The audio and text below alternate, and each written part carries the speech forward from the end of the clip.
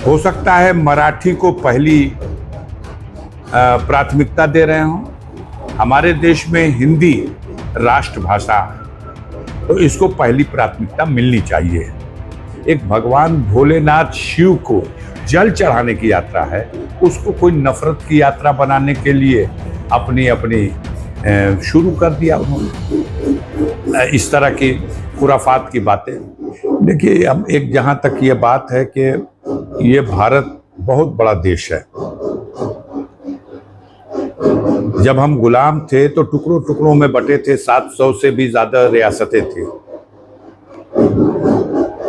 जब अंग्रेज गया तब उसके बाद उस दौर में जो देश के रहनुमा थे, जवाहरलाल नेहरू जी या सरदार वल्लभ भाई पटेल जी, अब्दुल कलाम आज़ाद साहब, तमाम जो देश के बड़े नेता थे, इन लोगों के प्रयास से वो सारी छोटी छोटी रियासतें एकजुट हुई और एक अखंड भारत अस्तित्व में आया।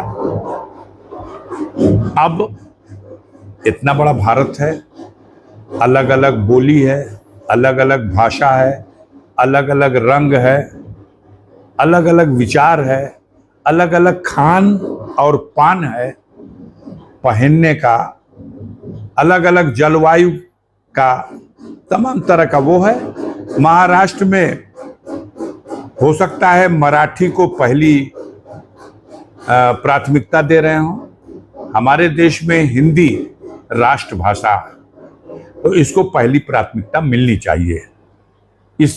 लेकिन आप महाराष्ट्र की बात कर रहे हैं, हमने जाके देखा है आसाम में, नागालैंड में, मिजोरम में, तमाम सिक्किम में, गोवा में, जो तटवर्ती राज्य हैं या जो सीमाओं पर बसे हुए राज्य हैं, जिन्हें हमने तमाम तरह की सुविधाएं और प्रलोभन देके भारत के साथ जोड़ा है, 370 का लाभ दिया है, वहाँ अलग अलग लोग भाषा, जम्मू कश्मीर भी है उसी में, बंगाल भी है उसी में।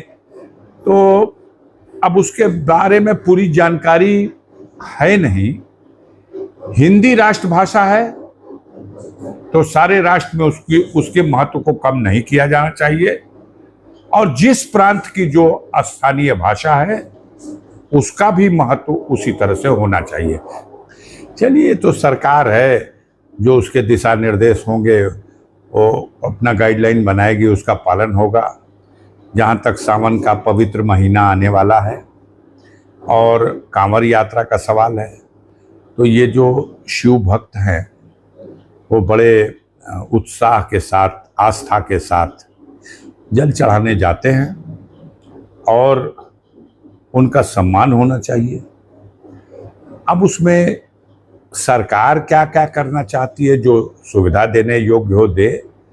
अभी न हो कि कांवड़ यात्रा को भी, जो एक धर्म की यात्रा है, एक पुनीत कार्य की यात्रा है, एक आस्था की यात्रा है, एक भगवान भोलेनाथ शिव को जल चढ़ाने की यात्रा है, उसको कोई नफरत की यात्रा बनाने के लिए अपनी अपनी शुरू कर दिया उन्होंने इस तरह की खुराफात की बातें।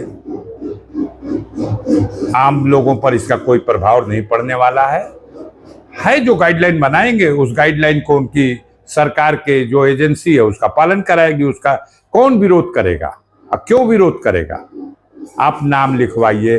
अरे सबके जेबे में अब तो आधार कार्ड है, तो जब जेबे में आधार कार्ड है तो अपने मिष्ठान भंडार पे भी उसको लगा देने में क्या हर्ज है?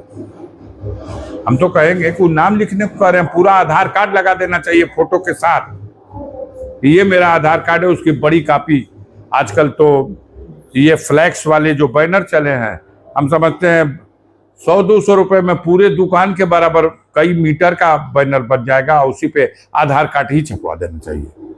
इसमें कोई दिक्कत की बात तो नहीं समझ में आती।